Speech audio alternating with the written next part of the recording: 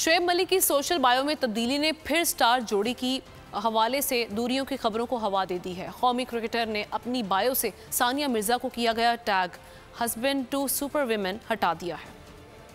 तलाक की खबरें सच या फसाना। शुएब मलिक की सोशल बायो में तब्दीली ने फिर स्टार जोड़ी की दूरियों की खबरों को हवा दे दी। कौमी क्रिकेटर ने अपनी बायो से सानिया मिर्जा को किया गया tag husband to super women हटा दिया।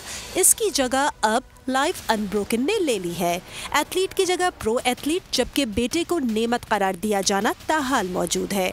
दोनों ने इन अफवाहों की कोई तरदीद या तस्दीक नहीं की। साबिक भारतीय टेनिस स्टार सानिया मिर्जा और शुएब मलिक अप्रैल 2010 में रिश्ता अज़वाज में मुंसलिक हुए थे और उनका एक बेटा अजहान भी है।